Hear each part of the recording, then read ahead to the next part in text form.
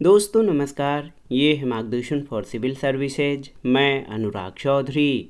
दोस्तों आज की वीडियो में हम सॉल्व करेंगे उत्तर प्रदेश लोक सेवा आयोग द्वारा आयोजित किए जाने वाले यूपीपीसीएस प्रारंभिक परीक्षा 2017 के सामान्य अध्ययन प्रश्न पत्र के अंतर्गत भारतीय इतिहास खंड से पूछे गए सभी महत्वपूर्ण प्रश्नों को, जो आपके आगामी परीक्षाओं के लिए बहुत ही उपयोगी है।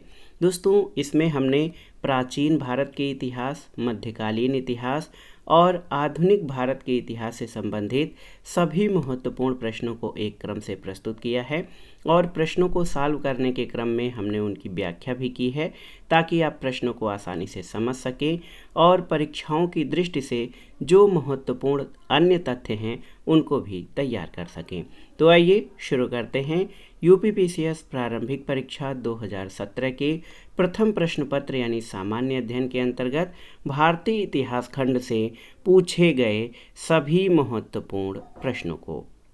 देखिए, पहला प्रश्न है दोस्तों कि प्राचीन भारत के इतिहास से ऋग्वेद के कई परिच्छेदों में प्रयुक्त अघन्य शब्द संदर्भित है किसके लिए। यहाँ पर महत्वपूर्ण प्रश्न है कि ऋग्वेद के कई परिच्छेदों में प्रयुक्त अघन्य शब्द किसके लिए संदर्भित है। तो आप जानते हैं अघन्य शब्द गाय के लिए प्रयुक्त हुआ है, बहुत ही महत्वपूर्ण है। दोस्तों आप देख लीजिए कि ऋग्वेद में गाय के लिए अघन्या या न मारने योग्य शब्द मिलता है। एएल बाशम के अनुसार इस शब्द से गाय की आर्थिक महत्ता सूचित होती है, क्योंकि ऋग्वैदिक काल में गायें ही विनिमय का माध्यम थीं। तो याद कर लीजिएगा दोस्तों, ऋग्वेद में प्रयुक्त अघन्य या अघन्या शब्द गाय के लिए प्रयुक्त हुआ है। अगला प्रश्न है, निम्नलिखित में से किस शैलकृत गुफा में 11 सिरों के बोधिसत्व का अंकन मिलता है। ऑप्शन है अजंता, एलोरा, कन्हेरी या कार्ले। तो सही उत्तर कन्हेरी गुफा में। कन्हेरी गुफाएं कहाँ हैं तो ये भी जानना जरूरी है। दोस्तों कन्हेरी गुफाएं महाराष्ट्र के मुंबई के निकट स्थित बौद्ध धर्म से संबंधित एक प्रमुख पर्यटन स्थल हैं। ये गुफाएं संजय गांधी राष्ट्रीय उद्यान परिसर में स्थित हैं। इन गुफाओं का निर्माण 3री शताब्दी ईसा पूर्व में और 3री शताब्दी ईसा पूर्व से 11वीं शताब्दी ईस्वी के मध्य किया गया। यहाँ पर स्थित एक गुफा में 11 सिरों वाले बोधिसत्व यानी अवलोकितेश्वर का अंकन मिलता है। कुछ स्रोतों में इस गुफा का कालक्रम प्रथम शताब्दी ईस्वी से 10वीं से 11वीं शताब्दी ईस्वी दिया गया है। तो याद रखिएगा दोस्तों, कन्हेरी गुफाएं महाराष्ट्र में 11 सिरों के बोधिसत्व का अंकन मिलता है। अगले प्रश्न पर आते हैं, निम्नलिखित कथनों पर विचार कीजिए। बहुत ही महत्वपूर्ण प्रश्न है। निम्नलिखित कथनों पर विचार कीजिए और दिए गए कूट से सही उत्तर का चयन करिए। तो 2 कथन यहाँ पर दिए गए हैं, आपको बताना है कि इनमें से कौन से सही हैं। पहला कथन है कि पश्चिमी गोदावरी जिले के गुंटूपल्ली में प्रारंभिक चैत्य गृह और विहार चट्टानों को काटकर बनाए गए हैं, बिल्कुल सही है। दूसरा कथन है कि पूर्वी दक्कन के चैत्य और विहार साधारणतया चट्टानों को काटकर बनाए गए हैं। दोस्तों दोनों ही कथन आपके सही हैं, ऑप्शन सी सही उत्तर हो जाएगा। आप देख सकते हैं कि आंध्र प्रदेश के पश्चिमी गोदावरी जिले में, जो कि वर्तमान में एलूरू जिला में अवस्थित गुंटूपल्ली में 3री से 2री शताब्दी ईसा पूर्व से 5वीं-6वीं शताब्दी ईस्वी तक चैत्य और विहारों के निर्माण के साक्ष्य मिलते हैं। ये बौद्ध धर्म से संबंधित प्रमुख पर्यटन स्थल है। अगले प्रश्न पर आते हैं, सुमेलन करना है। सूची 1 का सूची 2 से सुमेलन करिए और दिए गए कूट से सही उत्तर का चयन करिए। इसमें आप देख सकते हैं तीर्थंकर और उनके प्रतिमा लक्षणों का मिलान करना है। देख सकते हैं महत्वपूर्ण प्रश्न है दोस्तों। देखिए, आदिनाथ को वृषभ से संदर्भित किया जाता है या संसूचित किया जाता है। मल्लिनाथ का जो चिन्ह है वो जल कलश है। पार्श्वनाथ ये सर्प फण युक्त दर्शाए जाते हैं और संभवनाथ अश्व के साथ दिखाए जाते हैं। तो सही सुमेलन 1 4 3 2। यहाँ पर आप देखिए 1 4 3 2 ऑप्शन ए आपका सही उत्तर हो जाएगा। तो एक बार फिर से दोहरा सकते हैं तीर्थंकर और उनके प्रतिमा लक्षण। आदिनाथ का वृषभ, मल्लिनाथ का जल कलश, पार्श्वनाथ का सर्पफण और संभवनाथ का जो प्रतिमा लक्षण है वो अश्व है। अगला प्रश्न है दोस्तों, बराबर पहाड़ी गुफाओं के विषय में कौन एक सही नहीं है। यानी इसमें से 3 कथन ऐसे हैं जो सही हैं, एक कथन आपका गलत है। बराबर पहाड़ी पर कुल 4 गुफाएं हैं, सही है। 3 गुफाओं की दीवार पर अशोक के अभिलेख उत्कीर्ण हैं, सही है। ये अभिलेख इन गुफाओं को आजीविकों को समर्पित होने का उल्लेख करते हैं, बिल्कुल सही हैं। ये अभिलेख ईसा पूर्व 6ठी शताब्दी के हैं, ये गलत हैं। दोस्तों ऑप्शन डी आपका गलत है कि ये अभिलेख 6ठी शताब्दी के हैं, 6ठी शताब्दी ईसा पूर्व के हैं, ये गलत है क्योंकि ये ईसा पूर्व 3री शताब्दी 3 BC के हैं। दोस्तों आप जान लीजिए, बराबर पहाड़ी बिहार के जहानाबाद जिले में स्थित बराबर नामक पहाड़ी का कुल 4 गुफाएं स्थित हैं। 3 गुफाओं की दीवारों पर अशोक के लेख उत्कीर्ण मिले हैं। इसमें अशोक द्वारा आजीवक संप्रदाय के साधुओं के निवास के लिए गुफा दान में दिए जाने का विवरण है। चट्टानों को काटकर बनाई गई इन गुफाओं का संबंध मौर्य काल से है और मौर्य काल का समय जो है आप जान लीजिए कि 3री शताब्दी ईसा पूर्व है, न कि ईसा पूर्व 6ठी शताब्दी। अगला प्रश्न बहुत ही महत्वपूर्ण है। 6ठी शताब्दी ईसा पूर्व का मत्स्य जनपद स्थित था कहाँ पर। ऑप्शन है पश्चिमी उत्तर प्रदेश में, राजस्थान में, इसके अलावा बुंदेलखंड में या फिर रुहेलखंड में। तो सही उत्तर क्या हो जाएगा आपको बताना है। बहुत ही महत्वपूर्ण प्रश्न है दोस्तों कि 6ठी शताब्दी ईसा पूर्व का मत्स्य महाजनपद कहाँ स्थित था, आपको बताना है। तो सही उत्तर आपका हो जाएगा मत्स्य महाजनपद राजस्थान में स्थित था। बौद्ध ग्रंथ अंगुत्तर निकाय और जैन ग्रंथ भगवती सूत्र में 6ठी शताब्दी ईसा पूर्व के 16 महाजनपदों की सूची मिलती है। इनमें मत्स्य महाजनपद आधुनिक राजस्थान में स्थित था और मत्स्य महाजनपद की राजधानी विराट नगर थी। अगला प्रश्न है, सूची 1 का सूची 2 से सुमेलन कीजिए और दिए गए कूट से सही उत्तर का चयन करिए। यहाँ पर आपका कला और उनके शासकों का मिलान करना है। गंधार कला ये कुषाण वंश से संबंधित है। जूनागढ़ अभिलेख का संबंध रुद्रदामन प्रथम से है। मिलिंद पन्हो ये आप जान लीजिए मिलिंद या मिनांडर से संबंधित है और तक्षशिला लेख ये पतिक। तो 3, 4, 1 और 2 यहाँ पर आप देखिए दोस्तों 3, 4, 1 और 2 ऑप्शन सी सही उत्तर हो जाएगा। आप देख सकते हैं कि गंधार कला का संबंध कुषाण वंश से, जूनागढ़ अभिलेख रुद्रदामन प्रथम से, मिलिंद पन्हो मिनांडर से और तक्षशिला लेख पतिक से संबंधित है।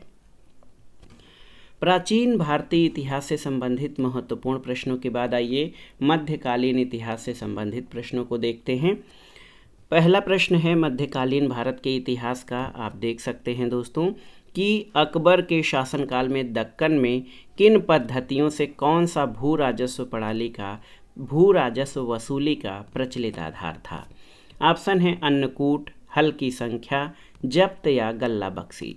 तो सही उत्तर हल की संख्या। दोस्तों JN सरकार की औरंगजेब का इतिहास में पृष्ठ संख्या 190 पर यह उल्लेख है कि अकबर के शासनकाल में उत्तर भारत में दीवान टोडरमल द्वारा भू राजस्व वसूली की व्यवस्थित पद्धति स्थापित की गई थी, लेकिन दक्कन में इस प्रकार की व्यवस्थित पद्धति का अभाव था।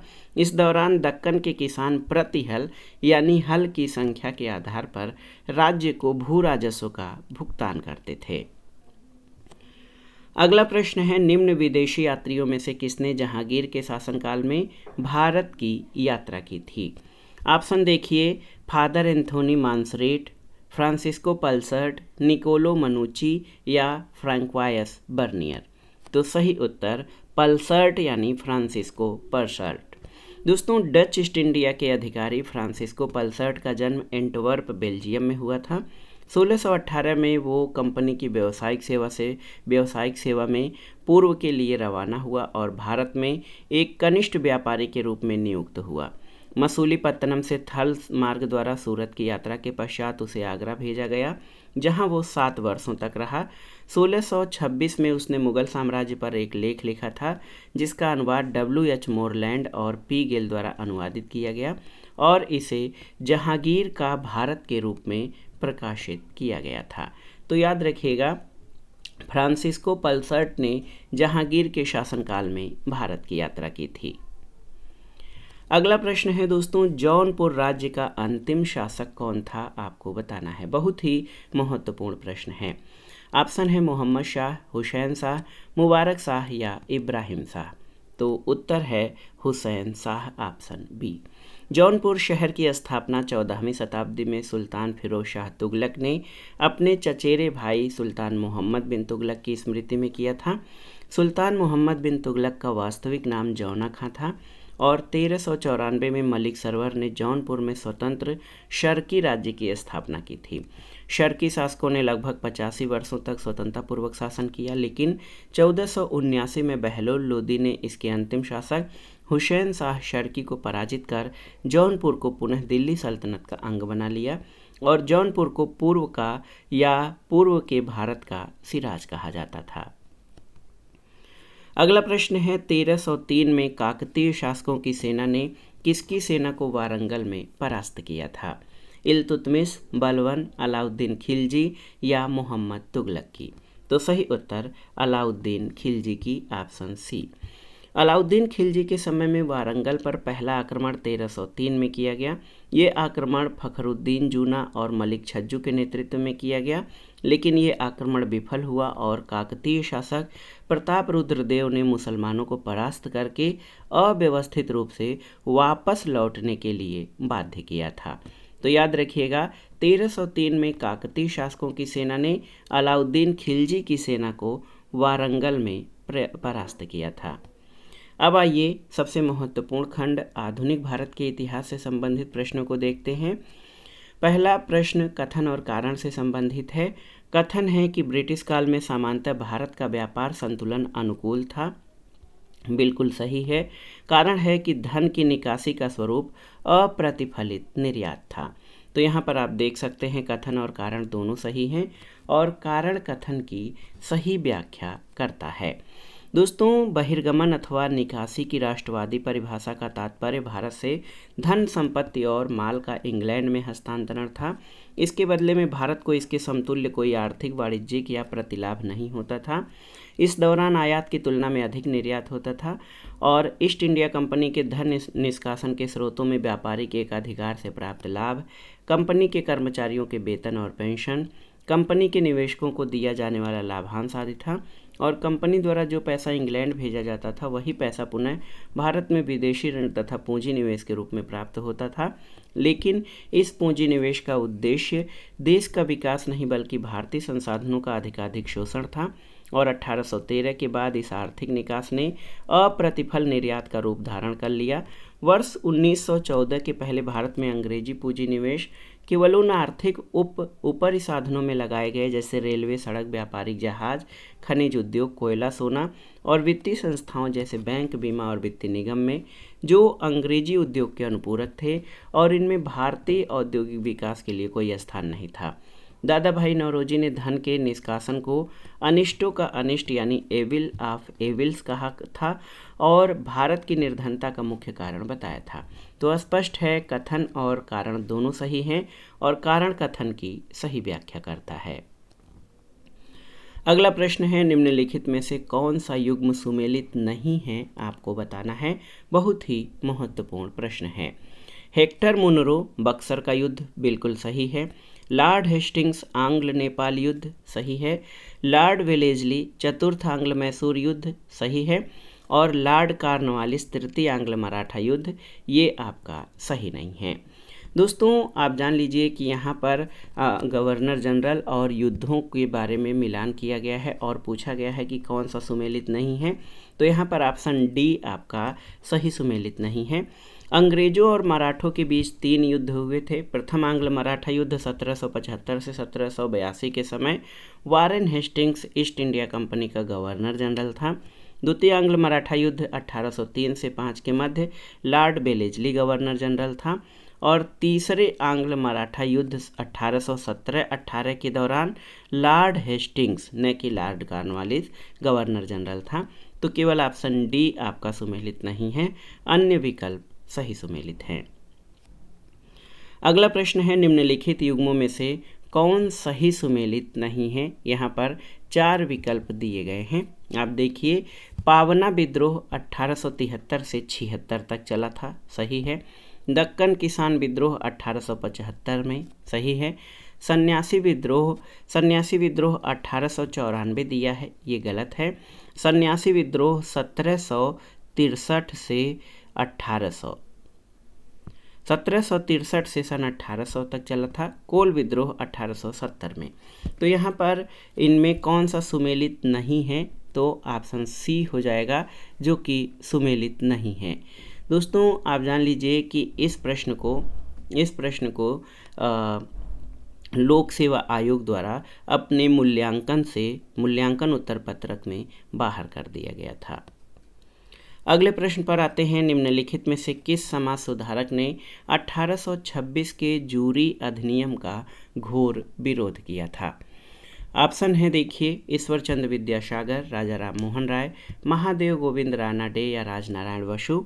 तो सही उत्तर राजा राम मोहन राय। दोस्तों महत्वपूर्ण है, 1826 में जूरी एक्ट पारित किया गया, जिसके अंतर्गत न्यायालयों में धार्मिक आधार पर भेदभाव की शुरुआत हुई। इसके अंतर्गत ये प्रावधान था कि हिंदू और मुसलमानों के मामलों की सुनवाई किसी यूरोपीय अथवा भारतीय ईसाई जजों द्वारा तो की जा सकती थी, किंतु किसी भी ईसाई, चाहे वो यूरोपीय हो अथवा भारतीय, की सुनवाई किसी हिंदू अथवा मुसलमान न्यायाधीश द्वारा नहीं की जा सकती थी। राजा राम मोहन राय ने इस भेदभाव का जोरदार तरीके से विरोध किया था।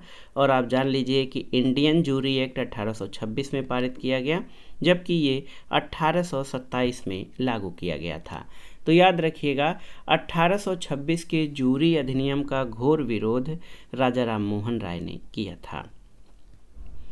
अगला प्रश्न है, निम्नलिखित में से किन स्थानों पर डचों ने अपने व्यापारिक अड्डे स्थापित किए थे। नागपट्टनम, चिंसुरा, मछलीपट्टनम, सूरत, भरूच, आगरा, कोचीन, अहमदाबाद, पटना या उपर्युक्त सभी। तो सही उत्तर उपर्युक्त सभी, ऑप्शन डी। दोस्तों भारत में डचों द्वारा स्थापित व्यापारिक केंद्रों में नागपट्टनम, चिंसुरा, मछलीपट्टनम, सूरत, भरूच, आगरा, कोचीन, अहमदाबाद और पटना, ये सभी जो है डचों के व्यापारिक केंद्रों के रूप में स्थापित थे। अगला प्रश्न है, स्वतंत्रता पूर्व भारत में निम्नलिखित में से किसने केंद्रीय विधानसभा में स्वराज दल का समर्थन किया था।